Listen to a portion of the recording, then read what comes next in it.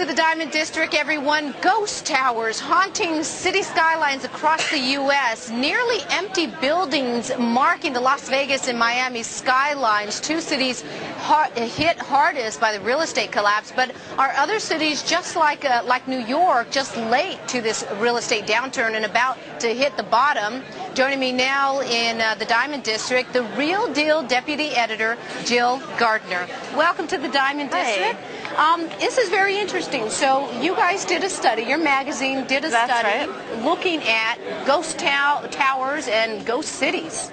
That's right. Well, it's like you said, like we're seeing more of these ghost towers in Miami and Vegas and places like that. But New York obviously was hit harder and hit further along in the recession, and we're just kind of starting to see those empty towers creep onto the skyline. Mostly residential buildings that were supposed to be high-end condos that are now sitting there pretty empty. And we're seeing this obviously across the country. We're seeing it more in some of these big cities, obviously, because they have more of the skyscrapers and the towers. What's the cause of all of this still, though? The credit crunch? A lot of it is the credit crunch. I think it's twofold. Part of it is that lending is so tight right now, and a lot of these projects are partially financed, so the construction has gone like 70–80% through, and now they're waiting for that final piece of construction financing, which they can't get. And the other part is that buyers aren't there. These are new buildings, high-end buildings that were targeted towards Wall Streeters and finance types that have, a lot of them have now lost their jobs. Absolutely. So there's nobody to step in and purchase them. And Jill, another factor, very interesting that you guys pointed out as well, that a lot of people have to keep in mind, that even if they do want to buy a condo in these buildings, because I'm sure there are some great deals out there, folks, to get a mortgage loan from Fannie or Freddie, the building has to be 70% occupied, or otherwise you're not getting a loan. Exactly. It's a really difficult, stringent standard that actually just increased in March. Before March, it was 51%.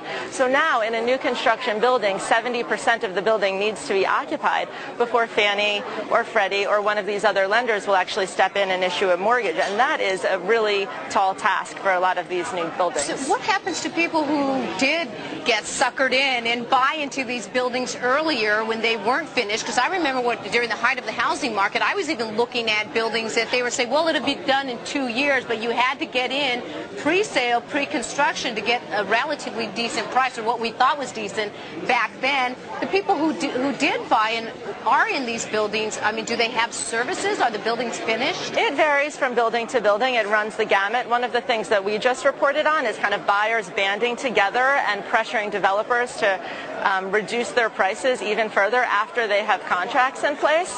Some of the buildings are, because there are only few people living in them, they're virtually empty, and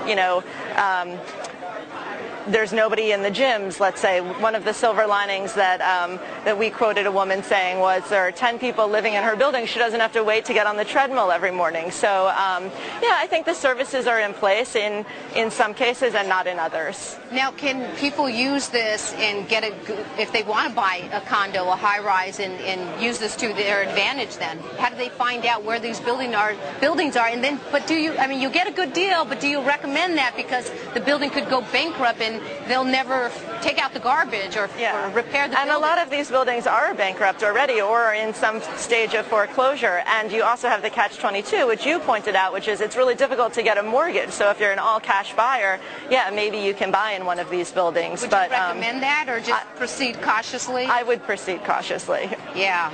In New York City in particular, but also your article pointed out in Williamsburg, and this is an area, in Brooklyn, right across the river there, folks, from New York City, that people are saying, well, we're going to revitalize all these new buildings we're going up, very modern, and now that place is struggling. That's right, because there's a massive oversupply of inventory in Williamsburg, these high-end condos, and it's the same thing there. It's too much inventory, not enough buyers. One of the things that developers are doing to get really creative is they're offering, and this is happening in Williamsburg, rent-to-own programs where you can actually live in the building for a year, and a portion of your rent will get diverted into an escrow account, and you can use that for a down payment to buy that apartment later. That's how I bought my first condo way back when in Virginia. Jill Gardiner, she is the deputy editor of The Real Deal. Thank you very much. Thank you for having me.